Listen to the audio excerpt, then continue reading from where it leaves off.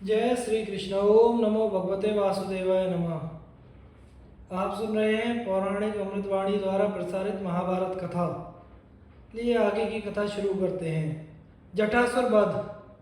देवयोग से एक समय धर्मराज के पास एक राक्षस आया और मैं समस्त शास्त्रवेत्ताओं में श्रेष्ठ और मंत्र विद्या में कुशल ब्राह्मण हूँ, ऐसा कहकर सर्वदा पांडवों के धनुष और तरकस तथा द्रौपदी को उड़ा ले जाने की ताकत में उन्हीं के पास रहने लगा। उस दुष्ट का नाम जटासुर था। राजन, एक समय भीमसेन वन में गए हुए थे तथा लोमशादी महर्षिगण स्नान करने चले गए थे। उस समय जटासुर भयानक रूप धारण करके तीनों पांडव, द्रौपदी और सारे शस्त्रों को उठाकर ले चला। उनमें से सहदेव किसी प्रकार पराक्रम करके छूट गए और उस राक्षस से अपनी कौशिकी नाम की तलवार छीनकर जिस ओर भीमसेन गए थे उस ओर आवाज लगाने लगे। फिर जिन्हें राक्षस हरे लिए जाता था, उन धर्मराज युधिष्ठिर ने उससे कहा, रे मूर्ख, इस प्रकार चोरी करने से तो तेरे धर्म का नाश होता है। तो इसका कुछ भी विचार नहीं करता। तुझे सब प्रकार का धर्म का विचार करके ही काम करना चाहिए। प्रामाणिक पुरुषों को गुरु, ब्राह्मण, मित्र और विश्वास करने वालों से तथा जिनका अन्न खाया हो और जिन्होंने आश्रय दिया हो उनसे द्रोह नहीं करना चाहिए। तू हमारे यहाँ बड़े सम्मान से सुखपूर्वक रहा है। अरे दुर्बुद्धि, हमारा अन्न खाकर तू हमें ही कैसे हरना चाहता है? इस प्रकार तो तेरा आचार, आयु और बुद्धि सभी निष्फल हो गए। अब वृथा मरना चाहता है। अरे राक्षस, आज तूने इस मानवी का स्पर्श क्या किया? मानो घड़े में रखे हुए विष को ही हिलाकर पिया है। ऐसा कहकर युधिष्ठिर उसके लिए भारी हो गए। उनके भार से दबकर उसकी गति उतनी तेज नहीं रही।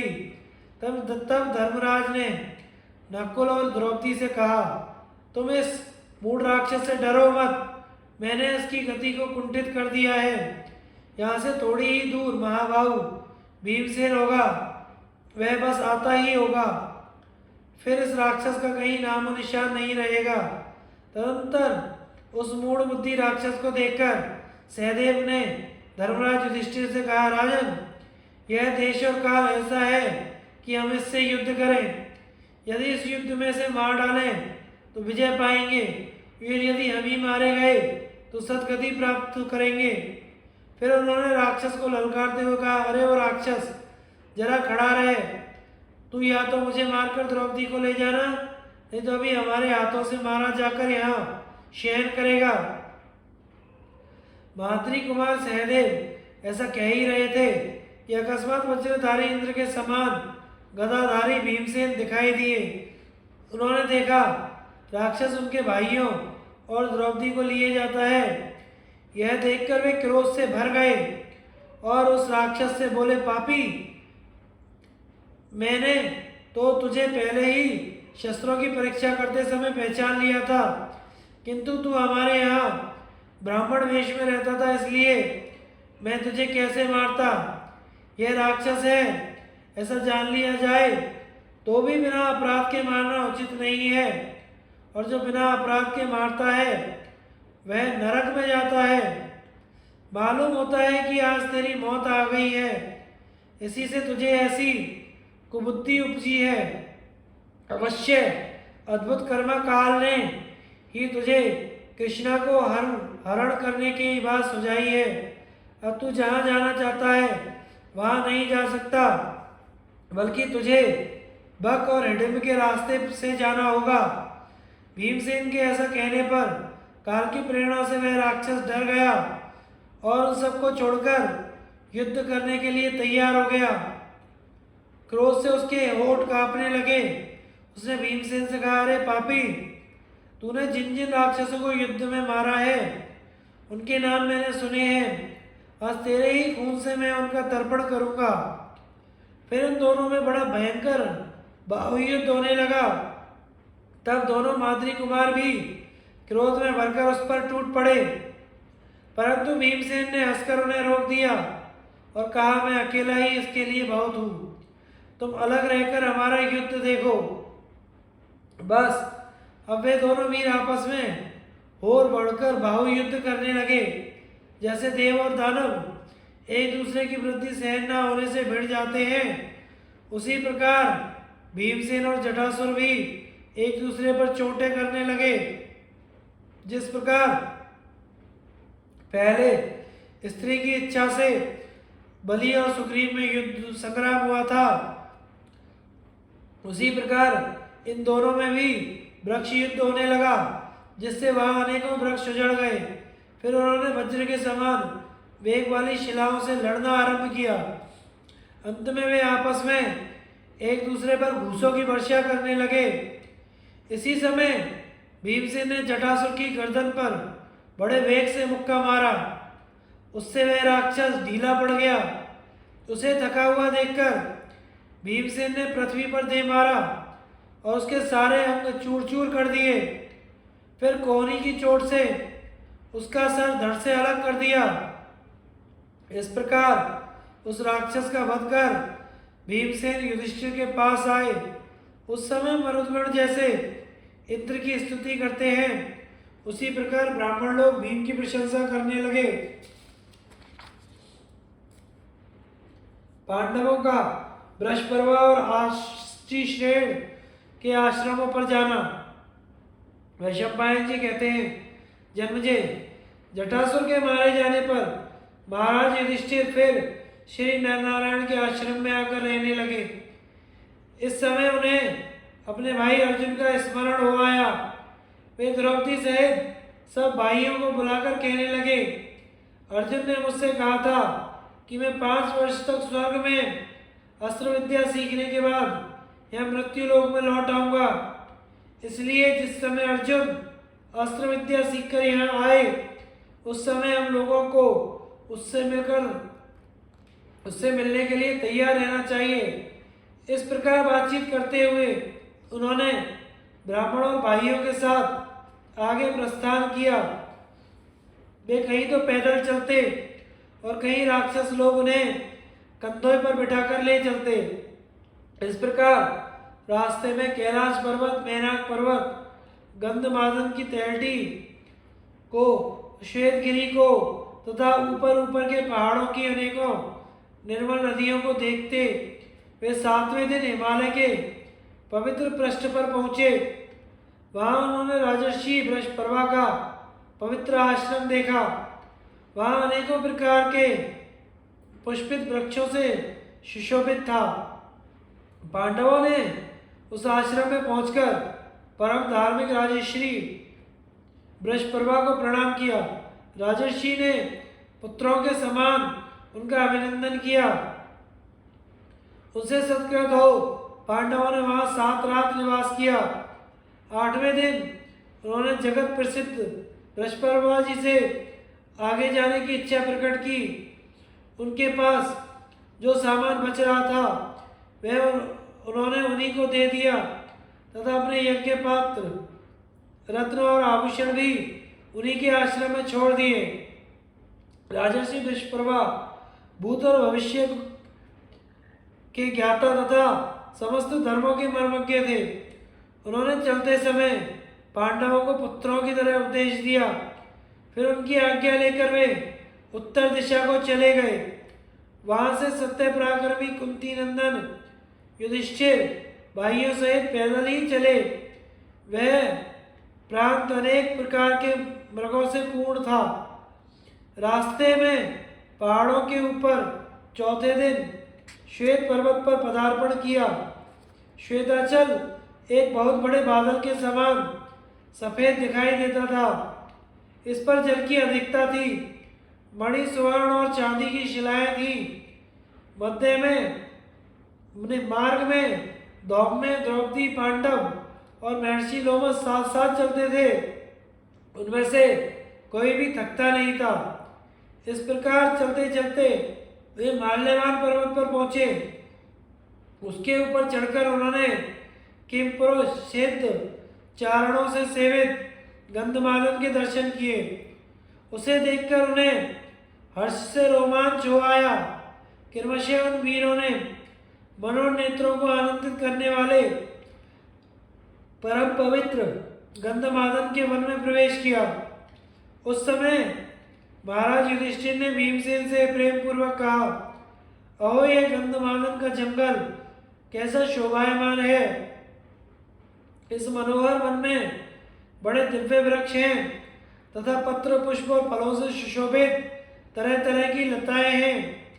इधर इस परम पवित्र देव नदी गंगा को तो देखो, इसमें अनेकों कालहंस क्रीड़ा कर रहे हैं। इसके तट पर ऋषि और किन्नर लोग निवास करते हैं। हे कुंती नंदन भीम, तरह तरह के धातु, नदी, किन्नर, मृग, पक्षी, गंधर्व, अप्सरा, मनोरम वन, अनेकों आकारों के सर्प तथा सैकड़ों शिखरों से सुशोभित इस पर्वत राज की ओर जरा दृष्टिपात करो। वैशंपायन जी कहते हैं, जन्मजय, इस प्रकार शूरवीर पांडव अपने लक्ष्य स्थान पर पहुंचकर मन में बड़े ही आनंदित हुए। उस पर्वतराज को देखते हुए उन्हें तृप्ति नहीं होती थी। फिर उन्होंने फल फूल वाले वृक्षों से सुशोभित राजर्षि आष्टीवेशेण का आश्रम देखा। राजर्षि बड़े ही तपस्वी थे। उनका शरीर अत्यंत कृश था। शरीर की नसें दिखाई देने लगी थी। वे समस्त धर्मों के पारगामी थे। पांडवों ने उनके पास जाकर यथा योग्य प्रणाम किया। धर्मज्ञ आष्टीशेण ने द्रव्य दृष्टि से पांडवों को पहचान लिया और उनसे बैठने के लिए कहा। पांडवों के बैठ जाने पर महातपा आष्टीशेण ने कौरवों में श्रेष्ठ धर्मराज युधिष्ठिर का सत्कार करके पूछा, राजन, तुम्हारा मन कभी भी असत्य में तो नहीं लग जाता? तुम बराबर धर्म में स्थित रहते हो ना? तुम्हारे माता पिता की सेवा में कोई अंतर नहीं आता? अपने समस्त गुरुजन, वृद्ध पुरुष, विद्वानों का तुम सत्कार तो करते हो ना? पाप कर्मों में तो कभी तुम्हारा मन नहीं जाता? तुम उपकार का बदला चुकाना और अपकार को भूल जाना तो अच्छी तरह जानते हो ना? और उस ज्ञान का तुम्हें अभिमान तो नहीं होता? तुमसे यथा योग्य मान पाकर साधुजन प्रसन्न रहते हैं ना? वनों में रहते समय भी तुम धर्म का ही अनुवर्तन करते हो ना? तुम्हारे व्यवहार से धौम्य जी को कभी कष्ट तो नहीं होता? दान, धर्म, तप, शौच, आर्जव, तितिक्षणा का आचरण करते हुए तुम अपने बाप दादाओं के शील का अनुसरण करते हो ना? तुम राजर्षियों के द्वारा आचरित मार्ग से ही चलते हो ना? जब अपने कुल में पुत्र या नाती का जन्म होता है तो पितृलोक में रहने वाले पितर हंसते भी हैं और शोक भी मनाते हैं। वे सोचते हैं, पता नहीं हमें इसके कुकर्मों से दुखी भोगना पड़ेगा या इसके शुभ कर्मों से सुख मिलेगा। हे पार्थ, जो पुरुष माता पिता, अग्नि, गुरु और आत्मा की पूजा करता है वह इहलोक और परलोक दोनों को ही जीत लेता है। इस पर महाराज युधिष्ठिर ने कहा, भगवान, आपने यह धर्म के यथार्थ स्वरूप का वर्णन किया है। मैं भी यथाशक्ति अपनी योग्यता के अनुसार इसका विधिवत पालन करता हूँ। आष्टीशेण ने कहा, पूर्णिमा और प्रतिपदा की संधि में इस पर्वत पर केवल जल या पवन का ही सेवन करने वाले मुनिगण आकाश मार्ग से आते हैं। उस समय यहाँ भेरी, पड़व, शंख और मृदंगों की शब्दवाणी सुनाई देती है। आप लोगों को यहीं बैठे बैठे उसे सुनना चाहिए। वहाँ जाने का विचार बिल्कुल नहीं करना चाहिए। यहाँ से आगे तुम्हारे लिए जाना संभव नहीं है, क्योंकि अब आगे देवताओं की विहार भूमि है, उसमें मनुष्यों की गति नहीं हो सकती। इस कैलाश के शिखर को लांघकर केवल परम सिद्ध और देवर्षि गण ही जा सकते हैं। यदि कोई मनुष्य चपलतावश जाने का प्रयत्न करता है तो उससे समस्त पर्वतीय जीव द्वेष करने लगते हैं और राक्षस लोग उसे लोहे की बर्छियों से मारते हैं। पर्व संधियों पर यहाँ नरवाहन कुबेर जी भी बड़े ठाठवास से आते हैं। इस कैलाश के शिखर पर ही देवता, दानव, सिद्धों और कुबेर का उद्यान है। इस प्रकार पर्व संधियों पर यहाँ सभी प्राणियों को ऐसी बहुत सी विचित्र बातें दिखाई दिया करती हैं। अतः जब तक अर्जुन आवे तब तक तुम यही निवास करो। अतुलित तेजस्वी मुनिवर आशीषेण की है हितकर बात सुनकर पांडव लोग निरंतर उन्हीं की आज्ञा के अनुसार वर्ताव करने लगे। वे हिमालय पर रहकर महर्षि लोमश से तरह तरह के उपदेश सुनते रहते। इस प्रकार वहां रहते हुए उनके वनवास का 5वां वर्ष बीत गया। घटोत्कच तो राक्षसों के साथ पहले ही चला गया था। जातिवार वह कह गया था कि आवश्यकता पड़ने पर मैं फिर उपस्थित हो जाऊंगा।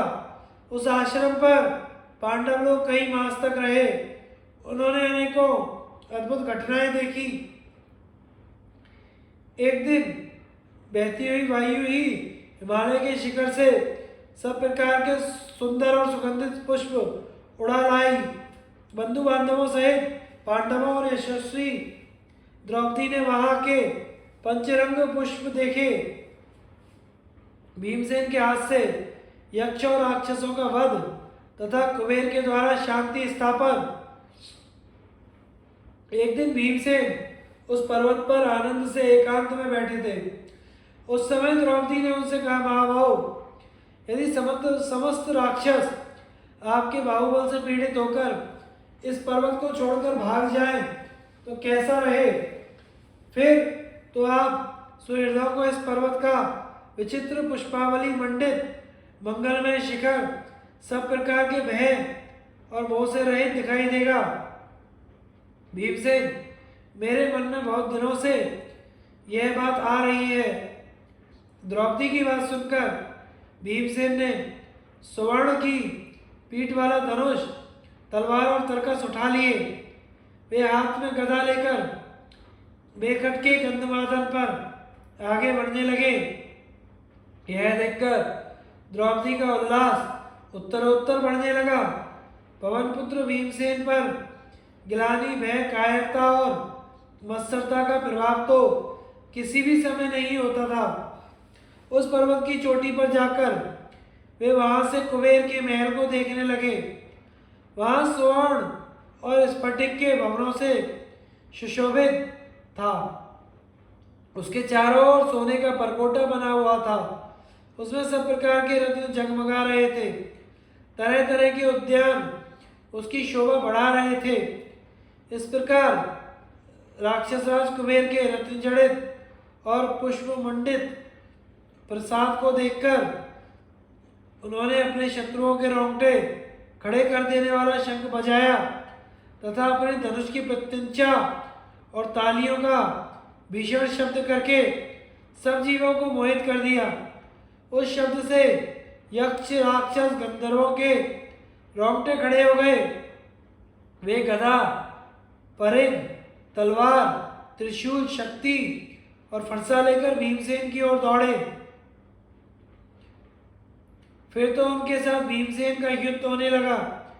भीमसेन ने अपने प्रबल वेग वाले भाले से उनके चलाए हुए त्रिशूल, शक्ति, फरसे आदि समस्त शस्त्रों को काट डाला। उनके हाथों से छूटे हुए, आयुधों से कटे हुए यक्ष राक्षसों के शरीर, सिर सब और दिखाई देने लगे। इस प्रकार अंग भंग होने से यक्षलोक भीमसेन से बहुत डर गए। उनके हाथ से अस्त्र शस्त्र गिर गए। वे भयंकर चित्कार करने लगे।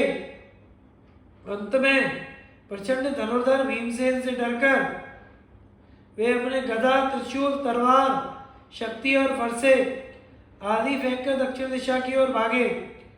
उधर कुबेर का मित्र मणिमान नाम का एक राक्षस रहता था। उसने यक्ष राक्षसों को भागते देखकर कहा, अरे तुम अनेकों को अकेले आदमी ने परास्त कर दिया, अब तुम कुबेर के पास जाकर क्या कहोगे? उन सबसे ऐसा कहकर वह राक्षस शक्ति, त्रिशूल और गदा लेकर भीमसेन पर टूट पड़ा।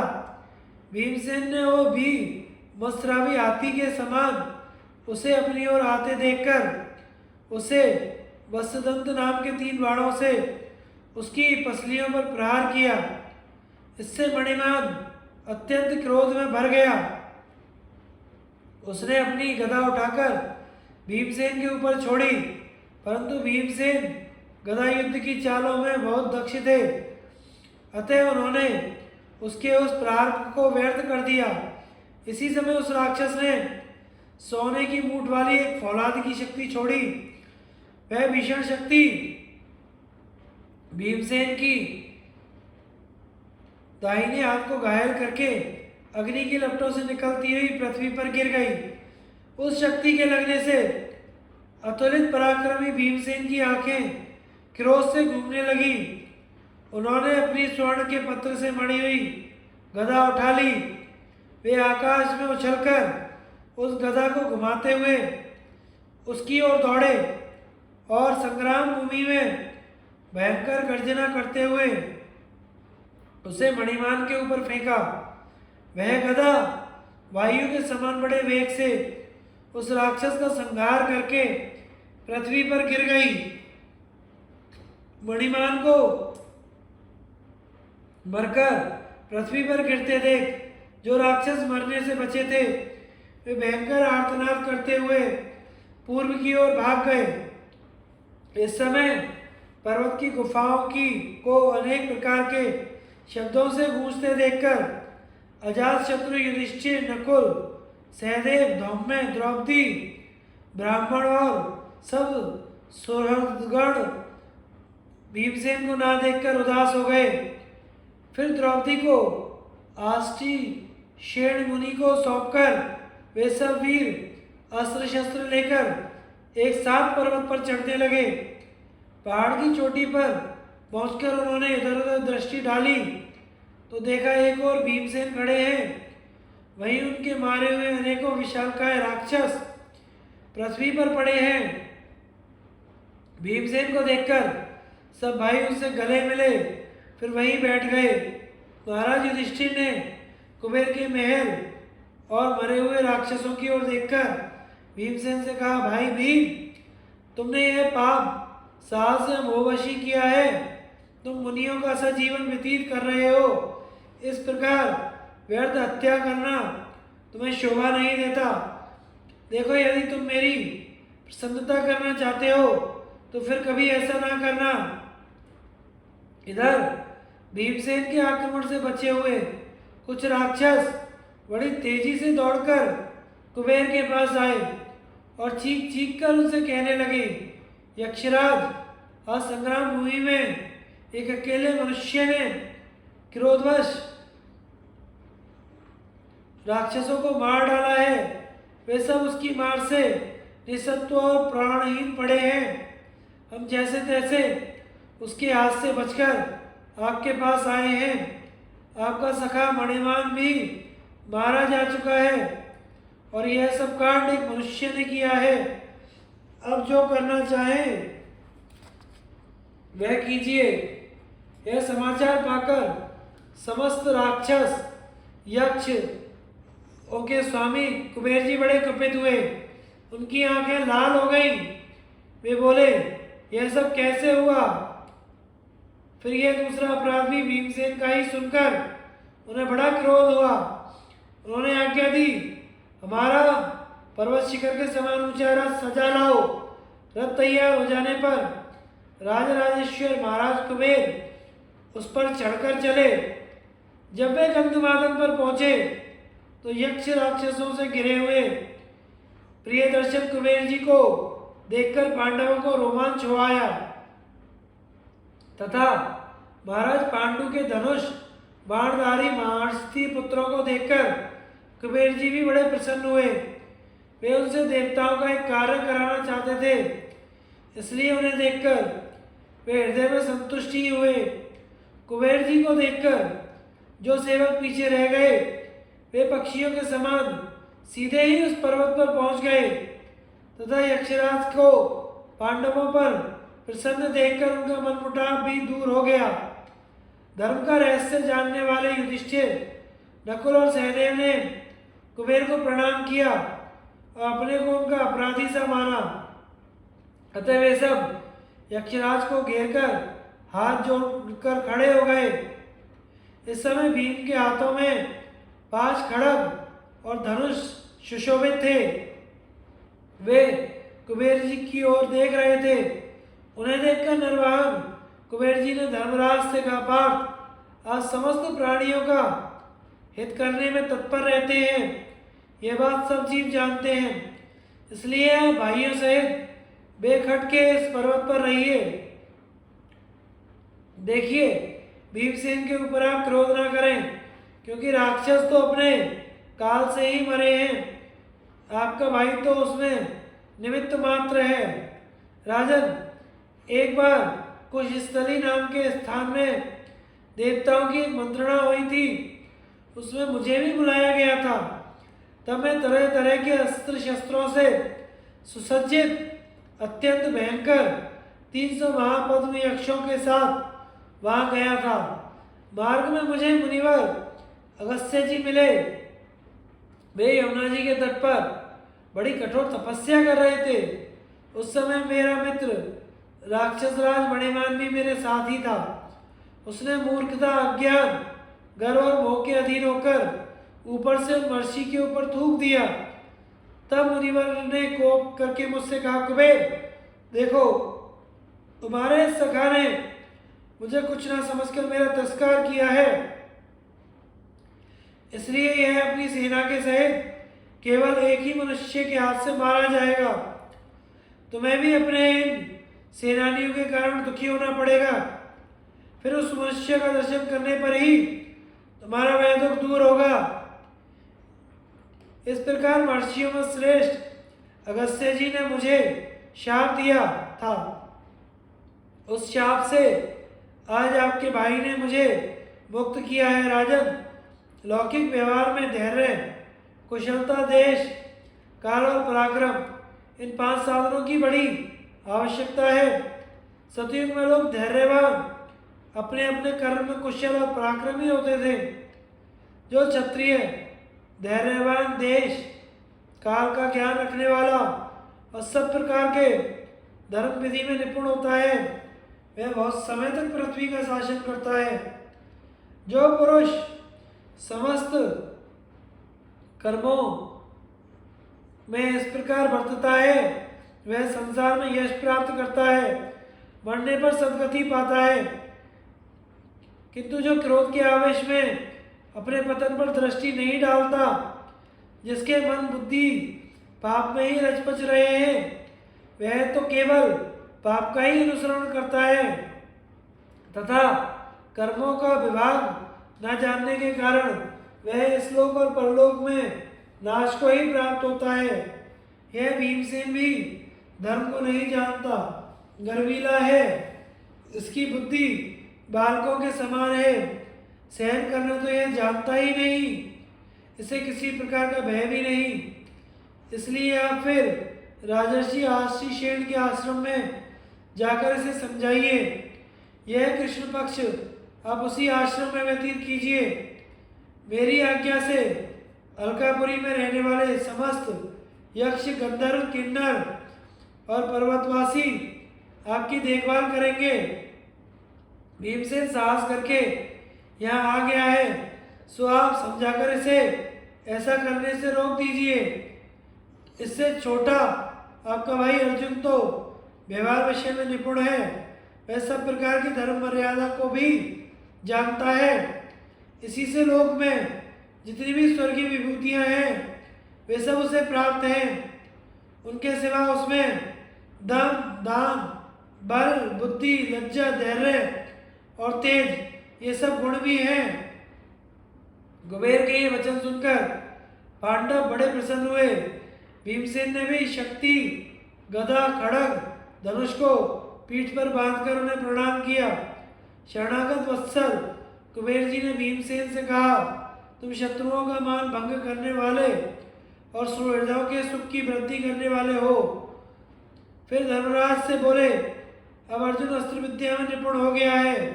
देवराज इंद्र ने भी उसे घर जाने की आज्ञा दे दी है, इसलिए वह शीघ्र ही यहाँ आएगा।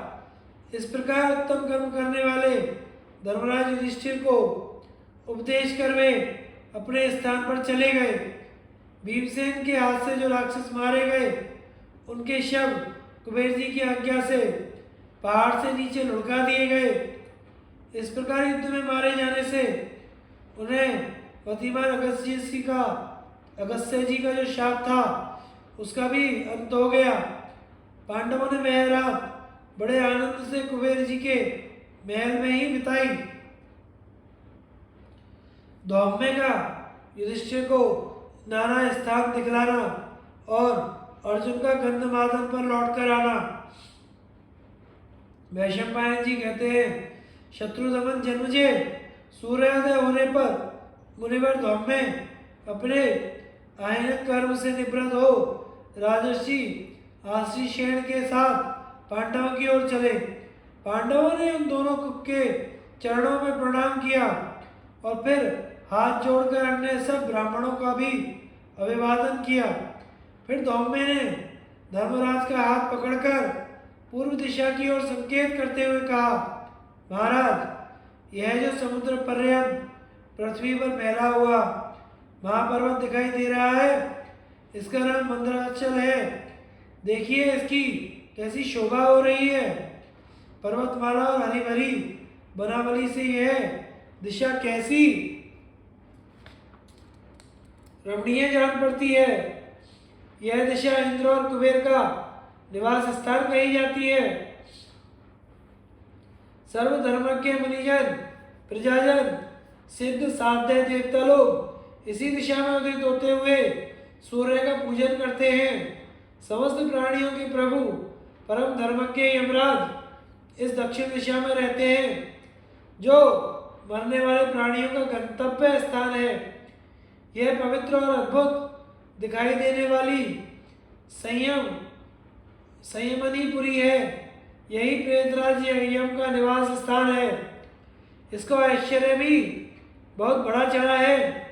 इधर पश्चिम की ओर जो पर्वत दिखाई देता है, उसे अस्ताचल कहते हैं। महाराज वरुण इस पर्वत और महासमुद्र में रहकर प्राणियों की रक्षा करते हैं। यह सामने उत्तर दिशा को आलोकित करता हुआ परम प्रतापी मेरु पर्वत खड़ा हुआ है। इस पर केवल ब्रह्मवेत्ता ही जा सकते हैं। इसी के ऊपर ब्रह्मा जी की सभा है। इसी पर वे स्थावर जंगम की रचना करते हैं। इसी पर्वत के ऊपर वशिष्ठ आदि सप्तऋषियों के उदय अस्त होते रहते हैं। तुम तनिक मेरु पर्वत के इस पवित्र शिखर के दर्शन करो। अनादि निधन श्री नारायण का स्थान इससे भी परे चमक रहा है। यह सर्व तेजों में और परम पवित्र है। देवता भी उसका दर्शन नहीं कर सकते। अग्नि और सूर्य उस स्थान को प्रकाशित नहीं कर सकते। वह तो स्वयं अपने प्रकाश से ही प्रकाशित है। उसका दर्शन देवता और दानवों को भी दुर्लभ है।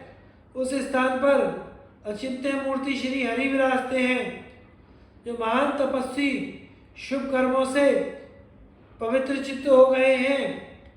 वे अज्ञान और मोह से रहित योग सिद्धि महात्मा यतिजन ही भक्ति के द्वारा उनके पास जा सकते हैं। वहां जाकर वे फिर इस लोक में नहीं आते। राजन, यह परमेश्वर का स्थान ध्रुव, अक्षय और अविनाशी है। तुम इसे प्रणाम करो। देखो, सूर्य, चंद्रमा और समस्त तारागण अपनी अपनी मर्यादा में रहकर सर्वदा इस पर्वतराज मेरु की प्रदक्षिणा किया करते हैं। इसकी परिक्रमा करते हुए नक्षत्रों सहित चंद्रमा पर्व संधियों का समय आने पर महीनों का विभाग करते हैं तथा महातेजस्वी सूर्य वर्षा वायु और तापरूप सुख के साधनों से प्राणियों को पोषण करते हैं। हे भारत, भगवान सूर्य ही समस्त जीवों की आयु और कर्मों का विभाग करके दिन रात कला काष्ठा आदि काल के अवयवों की रचना करते हैं। वैशंपायन जी कहते हैं, राजन, फिर उत्तम व्रतों का पालन करने वाले पांडव लोग उस पर्वत पर ही निवास करने लगे। अर्जुन अस्त्र विद्या सीखने के लिए इंद्र के पास गए थे। वे 5 वर्ष तक इंद्र के भवन में रहे। उन्होंने देवराज इंद्र से अग्नि, वरुण, चंद्रमा, वायु, विष्णु, इंद्र, पशुपति, परमेष्टि, ब्रह्मा, प्रजापति, यम, धाता, सविता, त्वष्टा और कुबेर आदि देवताओं के अस्त्र प्राप्त किए। फिर इंद्र ने उन्हें घर जाने की आज्ञा दे दी। तब वे उन्हें प्रणाम करके खुशी खुशी गंधमादन पर्वत पर लौट आए। अर्जुन की प्रवास कथा, किरात का प्रसंग और लोकपालों से अस्त्र प्राप्त करना। वैशंपायन जी कहते हैं, महावीर अर्जुन इंद्र के रथ में बैठे हुए अकस्मात उस पर्वत पर उतरे। फिर उन्होंने रथ से उतरकर सबसे पहले मुनिवर धौम्य को और फिर महाराज युधिष्ठिर और भीमसेन के चरणों में प्रणाम किया। इसके पश्चात नकुल सहदेव ने उनका अभिवादन किया। फिर कृष्णा से मिलकर उसे धीरज बंधाकर वे विनयपूर्वक बड़े भाई युधिष्ठिर के पास आकर खड़े हो गए। अतुलित प्रभावशाली अर्जुन से मिलकर पांडवों को बड़ा ही हर्ष हुआ तथा अर्जुन को भी उन्हें देखकर अपार आनंद हुआ और वे महाराज युधिष्ठिर की प्रशंसा करने लगे। पांडवों ने इंद्र के रथ के पास जाकर उसकी परिक्रमा की और इंद्र के सारथी मातली का इंद्र के समान ही सत्कार किया। उससे सब प्रकार देवताओं की कुशल क्षेम पूछी। मातली ने भी पिता जैसे पुत्र को उपदेश करते हैं उसी प्रकार पांडवों को उपदेश करके उनका अभिनंदन किया। फिर उस अमित प्रभावशाली रथ में बैठकर देवराज इंद्र के पास चला गया। मातली के चले जाने पर अर्जुन ने देवराज को के दिए हुए अत्यंत सुंदर और बहुमूल्य आभूषण द्रौपदी को दे दिए। फिर सूर्य और अग्नि के समान तेजस्वी पांडव एवं ब्राह्मणों के बीच बैठकर वे यथावत सब बातें सुनाने लगे। उन्होंने बताया कि इस प्रकार मैंने इंद्र, वायु और साक्षात श्री महादेव जी से अस्त्र प्राप्त किए हैं तथा मेरा स्वभाव से भी इंद्र और समस्त देवता पूर्णतः संतुष्ट थे। इस प्रकार शुद्ध कर्मा अर्जुन ने संक्षेप में अपने स्वर्ग के प्रवास काल की बहुत सी बातें सुनाई। फिर उस रात को उन्होंने आनंद पूर्वक नकुल और सहदेव के साथ शयन किया। रात्रि बीतने पर प्रातः काल के समय वे भाइयों के सहित धर्मराज के पास गए, उन्हें प्रणाम किया। इसी समय देवराज इंद्र अपने स्वर्ण जटित रथ से आकर उस पर्वत पर उतरे। जब पांडवों ने उन्हें उतरते देखा तो उनके पास गए और उनका विधिवत पूजन किया और परम तेजस्वी अर्जुन ने भी देवराज को प्रणाम किया और सेवक के समान उनके पास खड़े हो गए। इस समय उदारचित्त धर्मराज का हृदय हर्ष से उमड़ रहा था। उस समय देवराज इंद्र ने कहा, पांडुपुत्र, तुम प्रसन्न रहो, तुम ही इस पृथ्वी का शासन करोगे। अब तुम काम्य वन को लौट जाओ। अर्जुन ने बड़ी सावधानी से मुझसे सब शस्त्र प्राप्त कर लिए हैं। इसने मेरा प्रिय भी किया है। अब इसे त्रिलोकी भी नहीं जीत सकती। कुंती पुत्र युधिष्ठिर से ऐसा कहकर फिर वे स्वर्ग लौट गए। इंद्र के चले जाने पर धर्मराज ने गदगद कंठ होकर अर्जुन से पूछा, भाई, तुम्हें इंद्र के दर्शन किस प्रकार हुए? भगवान शंकर से तुम्हारा कैसे समागम हुआ? तुमने किस प्रकार सारी शस्त्र विद्या प्राप्त की और कैसे महादेव जी की आराधना की? भगवान इंद्र कहते थे कि अर्जुन मेरा प्रिय है, सो तुमने उनका ऐसा क्या काम किया था? ये सब मैं विस्तार से सुनना चाहता हूँ। यह सुनकर अर्जुन ने कहा, महाराज, जिस प्रकार मुझे इंद्र और भगवान शंकर के दर्शन हुए वह सुनिए। आपने मुझे जिस विद्या का उपदेश किया था उसे सीखकर मैं आपकी आज्ञा से तप करने के लिए वन में गया। गांगेय वन से चलकर मैं भृगुतुंग पर्वत पर जाकर तप आरंभ करने लगा, किंतु वहां मैं केवल एक ही रात रहा। उसके पश्चात मैं हिमालय पर जाकर तप करने लगा। मैंने 1 महीने तक केवल कंद और फल का आहार किया, दूसरा महीना जल पीकर बिताया और तीसरे महीने निराहार रहा। चौथे महीने में मैं ऊपर को हाथ उठाए खड़ा रहा। यह सब होने पर भी विचित्र बात यह हुई कि मेरे प्राण नहीं छूटे। 5वें महीने का एक दिन बीतने पर एक सुअर इधर उधर घूमता हुआ मेरे सामने आ खड़ा हुआ। उसके पीछे पीछे एक किरात वेशधारी पुरुष आया। वह धनुष बाण और तलवार धारण किए हुए था तथा उसके पीछे पीछे कई स्त्रियां चल रही थीं। तब मैंने धनुष लेकर उस पर बाण चढ़ाया और उस रोमांचकारी सुअर को बीन दिया। उस समय उस भील ने भी अपने प्रबल धनुष खींचकर बाण छोड़ा, जिससे मेरा दिल दहल गया। राजन, फिर उसने मुझसे कहा कि यह सुअर तो पहले मेरा निशाना बन चुका है, फिर तुमने आखेट के नियम को छोड़कर उस पर वार क्यों किया? अच्छा, तुम सावधान हो जाओ, मैं अपने पहने बाणों से अभी तुम्हारे घर को चूर किए देता हूँ। ऐसा कहकर उस विशालकाय भील ने पर्वत के समान निश्चल खड़े हुए मुझको बाणों से आच्छादित कर दिया तथा मैंने भी भीषण बाण वर्षा करके उसे ढक दिया। उस समय उसके सैकड़ों सहस्त्र रूप प्रकट होने लगे। मैंने उन सभी पर बाण वर्षा की, फिर वे सारे रूप मुझे एक हुए दिखाई दिए तो मैंने उसे भी बीन दिया। इतनी बाण वर्षा करने पर भी मैं उसे युद्ध में परास्त न कर सका तो मैंने वायव्यास्त्र छोड़ा, किंतु वह भी उसका कुछ न कर सका। इस प्रकार वायव्यास्त्र को कुंठित हुआ देखकर मुझे बड़ा ही विस्मय हुआ। फिर मैंने बारी बारी से उस स्थूणकर्ण, वारुणास्त्र, वर्षास्त्र, शार्भास्त्र और अश्व वर्षास्त्र भी छोड़े, किंतु वह भील उन सभी अस्त्रों को निकल गया। उनके ग्रस लिए जाने पर मैंने ब्रह्मास्त्र को आज्ञा दी। उससे निकलते हुए प्रज्वलित बाणों से वह सब ओर से ढक गया, परंतु उस महातेजस्वी भील ने उसे भी एक क्षण में शांत कर दिया। उसके व्यर्थ हो जाने तो पर मुझे बड़ा ही भय हुआ।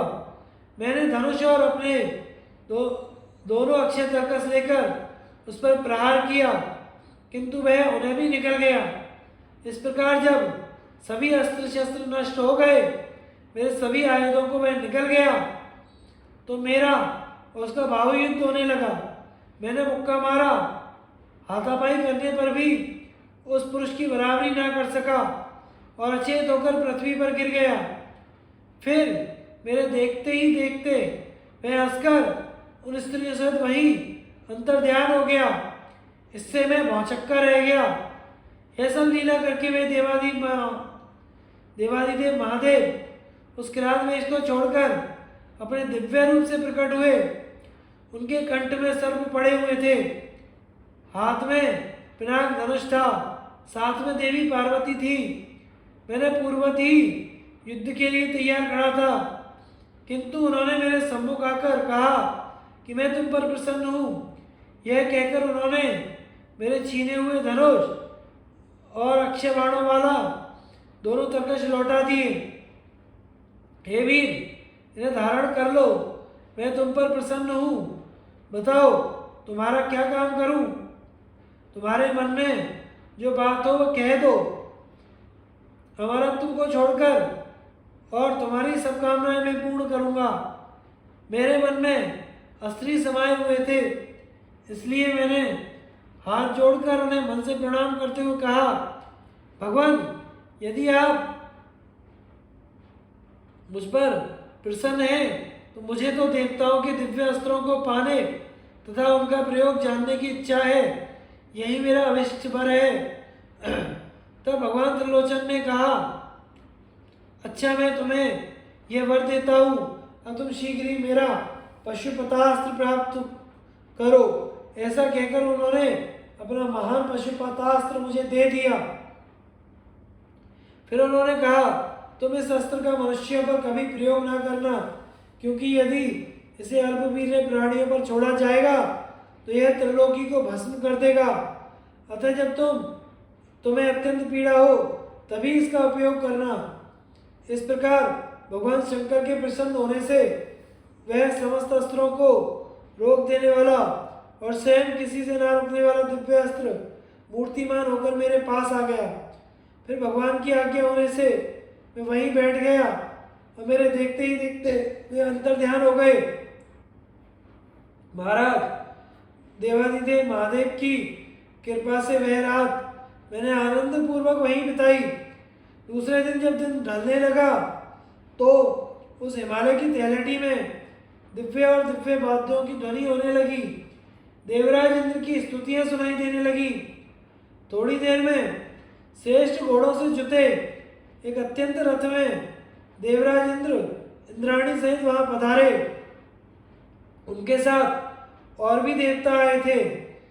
इतने में ही मुझे महान ऐश्वर्य संपन्न नरवाहन श्री कुबेर जी दिखाई दिए।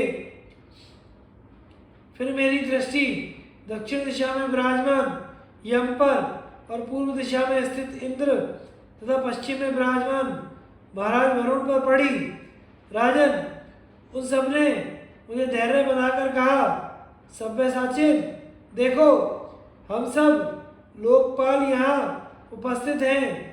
तुम्हें देवताओं का कार्य सिद्ध करने के लिए ही महादेव जी के दर्शन हुए थे। तुम हम सब से अस्त्र ग्रहण करो। राजन,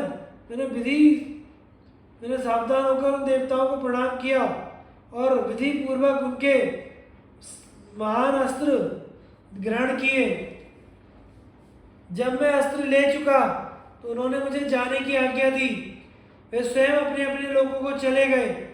देवराज इंद्र ने भी अपने तेजों में रथ पर चढ़कर मुझसे कहा, अर्जुन, तुम्हें स्वर्ग आना पड़ेगा।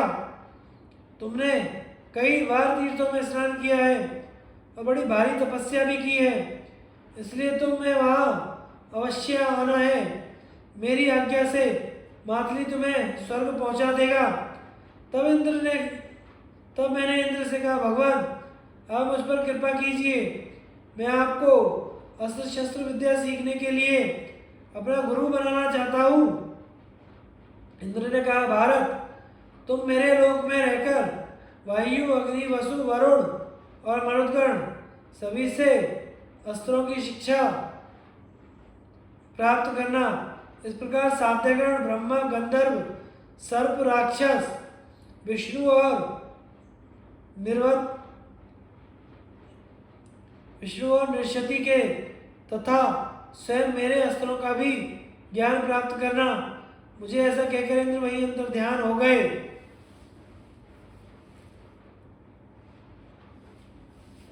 अर्जुन द्वारा स्वर्गलोक में अपनी अस्त्र शिक्षा और युद्ध की तैयारी का कथन। अर्जुन ने कहा, राजन, फिर दिव्य घोड़ों से जुते हुए इंद्र के दिव्य और मायामय रथ को लेकर मातली मेरे पास आया और मुझसे बोला, देवराज इंद्र आपसे मिलना चाहते हैं।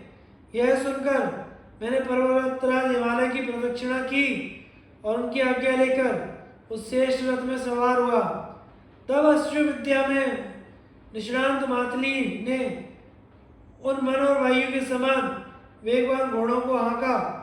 तब मातली ने देखा कि रथ के हिलने पर भी मैं स्थिर हूँ। वो उसने बड़े आश्चर्य में पड़कर कहा, आज मुझे यह बड़ी विचित्र बात दिखाई दे रही है। रथ के घोड़े चलने पर मैंने देवराज को भी हिलते हुए देखा है, किंतु तुम बिल्कुल ही स्थिर दिखाई देते हो। तुम्हारी यह बात तो मुझे इंद्र से भी बढ़कर जान पड़ती है। ऐसा कहते कहते मातली रथ को आकाश में ऊंचा ले गया और मुझे देवताओं के भवन और विमान दिखाने लगा। कुछ और आगे बढ़ने पर मुझे देवताओं के नंदनादि वन उपवन दिखाई दिए। उससे आगे इंद्र की अमरावतीपुरी दिखाई दी। उसमें सूर्य का ताप नहीं होता, ना ही शीत उष्ण या श्रम होता है। वहाँ वृद्धावस्था का कष्ट भी नहीं होता, ना ही कहीं शोक दीनता दुर्बलता दिखाई देती है। वहाँ के बहुत से निवासी विमानों में बैठकर आकाश में विचर कर रहे हैं। इस प्रकार देखता देखता जब मैं आगे की ओर बढ़ा तो मुझे वसु रुद्र साध्य पवन आदित्य और अश्विनी कुमारों के दर्शन हुए। मैंने उन सभी की पूजा की। उन्होंने मुझे आशीर्वाद दिया तथा तुम्हें बल वीर यश तेज अस्त्र और युद्ध में विजय प्राप्त हो। इस प्रकार मैंने देवता और गंधर्वों से पूजित अमरावतीपुरी में प्रवेश किया।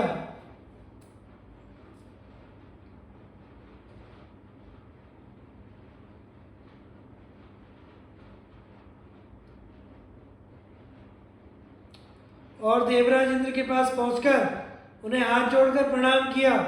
तब दानियों में श्रेष्ठ इंद्र ने बैठने के लिए मुझे अपना आधा सिंहासन दिया। मैं वहां अस्त्र विद्या प्राप्त करता हुआ परम प्रवीण देवता और गंधर्वों के साथ रहने लगा। रहते रहते विश्वावसु के पुत्र चित्रसेन से मेरी मित्रता हो गई, तो उसने मुझे संपूर्ण गांधर्व शास्त्र की शिक्षा दी। वहीं इंद्र भवन में रहकर मैंने तरह तरह के गान वाद्य सुने और अप्सराओं का नृत्य देखा, किंतु इन सब बातों का आसार समझकर मैंने अस्त्र विद्या में ही विशेष मनोनिवेश किया। मेरी ऐसी प्रवृत्ति देखकर देवराज भी मुझ पर प्रसन्न रहे। आकाश में रहते समय मेरा समय आनंद से बीतने लगा। मुझ में सभी का बहुत विश्वास था तथा अस्त्र विद्या में भी मैं काफी निपुण हो गया था। एक दिन इंद्र ने मुझसे कहा, बस अब तुम्हें युद्ध में देवता भी परास्त नहीं कर सकते।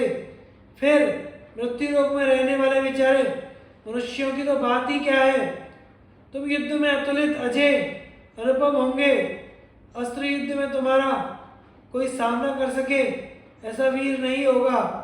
तुम सर्वदा सावधान रहते हो, व्यवहार कुशल हो, सत्यवादी हो, जितेंद्रिय हो, ब्राह्मण सेवी हो और शूरवीर हो। तुमने 15 अस्त्र प्राप्त किए हैं। तुम उनका प्रयोग उपसंहार, आवृत्ति, प्रायश्चित, प्रतिघात इन 5 विधियों को अच्छी तरह जानते हो। अतः शत्रु दमन, अब गुरु दक्षिणा देने का समय आ गया है। निवात कवच नाम के दानव मेरे शत्रु हैं। वे समुद्र के भीतर दुर्गम स्थानों में रहते हैं। वे 3 करोड़ बताए जाते हैं। उन सभी के रूप, बल और प्रभाव समान ही है। तुम उन्हें मार डालो, बस तुम्हारी गुरु दक्षिणा पूरी हो जाएगी। ऐसा कहकर इंद्र ने मुझे अपना अत्यंत प्रभावपूर्ण दिव्य रथ दिया। उसे मातली चलाता था। मेरे सिर पर एक अत्यंत प्रकाशमय मुकुट पहनाया गया।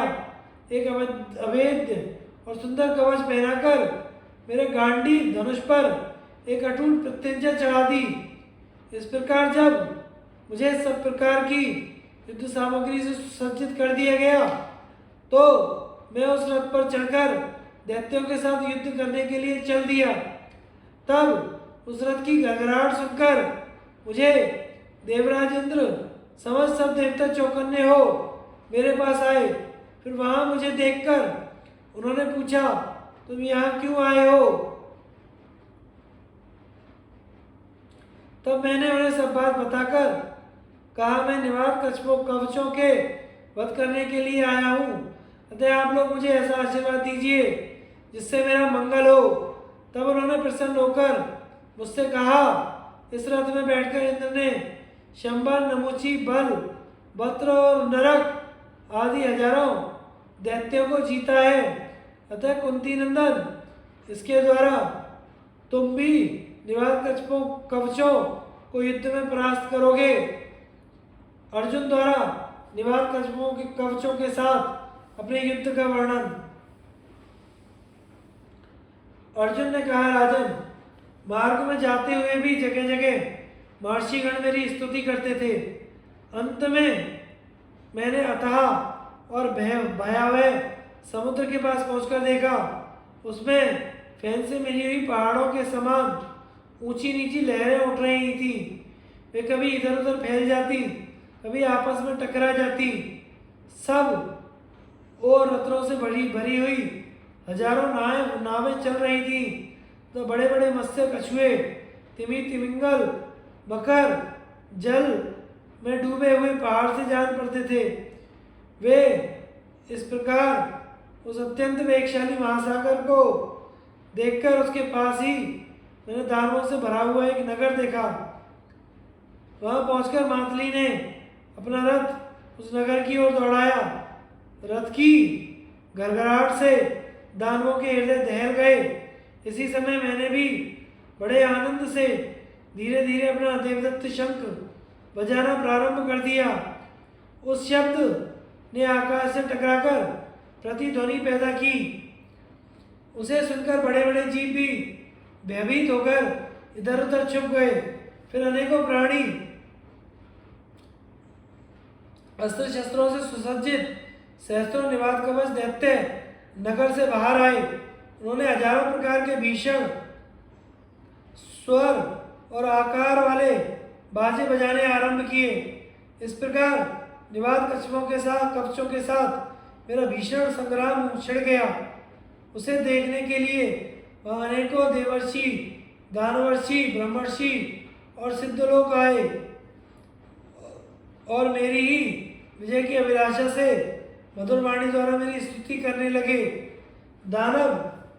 दानवों ने मेरे ऊपर गदा, शक्ति, शूलों की अनवरत वर्षा आरंभ कर दी और वे तड़ातड़ मेरे रथ के ऊपर गिरने लगे। तब मैंने बहुतों को तो प्रत्येक प्रकार के अनेकों छोटे शस्त्रों से भी मैंने सहस्त्रों अस्त्रों को काट डाला। इधर घोड़ों की मार और रथ के प्रहार भी अनेकों राक्षसों द्वारा कुचल गए।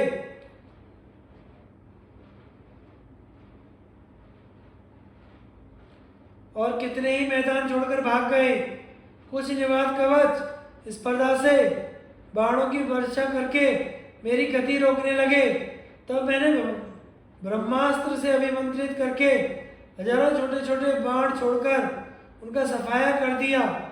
इस समय उन दैत्यों की छिन्न भिन्न शरीरों से उत्पन्न उसी प्रकार की रक्तवाहिका प्रवाह चलने लगा जैसे वर्षा ऋतु में पर्वतों की चोटियों से जल की धाराएं बहने लगती हैं। राजन, फिर सब और पर्वत के समान बड़ी बड़ी चट्टानों की वर्षा हुई। इससे मुझे बहुत ही खिन्नता हुई। तब मैंने इंद्रास्त्र के द्वारा अनेकों वज्र के से वेग वाले बाण छोड़कर उन्हें चूर कर दिया।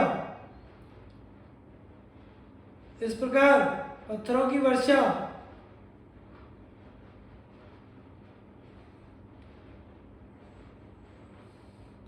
होने लगी।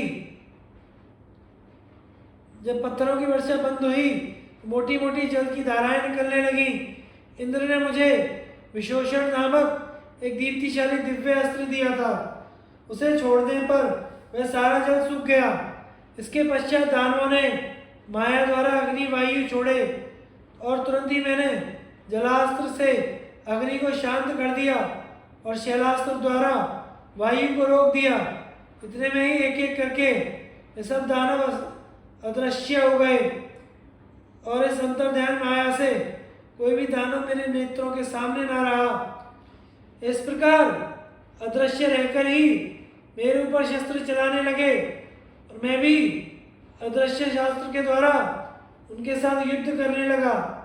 इस युक्ति से गांडीव धनुष द्वारा छोड़े हुए बाण जहाँ जहाँ वे दैत्य थे वहीं जाकर उनका सिर काट डालते थे। जब मैं इस प्रकार युद्ध क्षेत्र में उनका नरसंहार करने लगा तो वे अपनी माया को समेटकर नगर में घुस गए।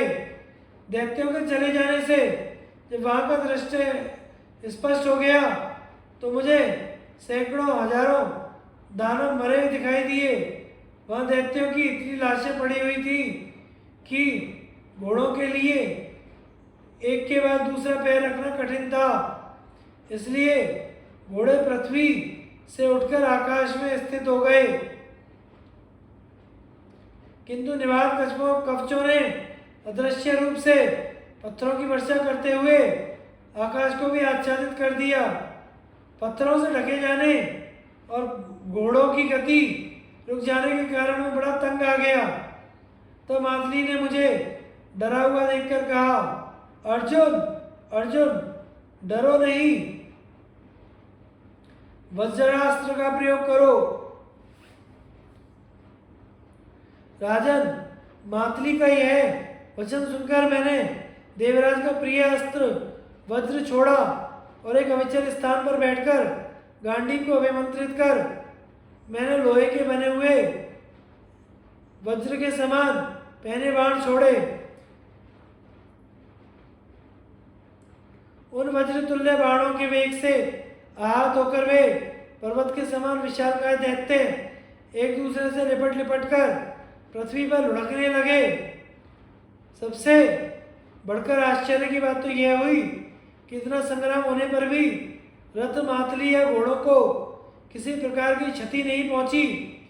फिर मातली ने हंसकर मुझसे कहा, अर्जुन, तुम्हें जैसा पराक्रम देखा जाता है वैसा तो देवताओं में भी नहीं है। इस प्रकार जब निवात कवचों का अंत हो गया तो नगर में उनकी स्त्रियां रोने पीटने लगी। उस समय ऐसा शब्द जान पड़ता था मानो शरद ऋतु में सारसों का शब्द हो रहा हो। फिर मैं मातली के साथ उस नगर में गया। मेरे रथ का घोष सुनकर दैत्यों की बहुत स्त्रियां जलने लगी और बहुत डरी और उसे देखकर वे झुंड की झुंड भागने लगी। तब नगर में अमरावती से भी बढ़ चढ़कर था। वह नगर अमरावती से भी बढ़ चढ़कर था। ऐसा अद्भुत नगर देखकर मैंने मातली से पूछा, ऐसा सुंदर नगर देवलोक में क्यों नहीं है? यह तो इंद्रपुरी से भी बढ़कर जान पड़ता है। मातली ने कहा, पहले ये नगर हमारे देवराज इंद्र का ही था, किंतु फिर निवात कवचों ने देवताओं को यहाँ से भगा दिया। कहते हुए पूर्व काल में महान तपस्या करके दानवों ने भगवान ब्रह्मा को प्रसन्न किया और उनसे रहने के लिए यह स्थान और युद्ध में देवताओं से अभय मांगा।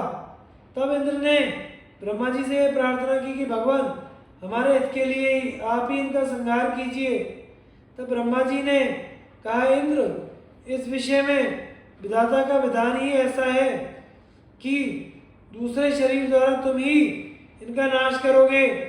इसी से इनका वध करने के लिए इंद्र ने तुम्हें अपने अस्त्र शस्त्र दिए हैं। तुमने जिन असुरों का संहार किया है उन्हें देवता नहीं मार सकते। इस प्रकार उन दानवों का नाश करके उस नगर में शांति स्थापित करके मैं मातली के साथ फिर देवलोक में चला आया।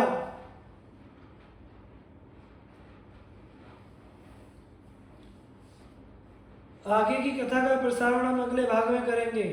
कृपया हमारे चैनल को लाइक, शेयर और सब्सक्राइब करें। धन्यवाद।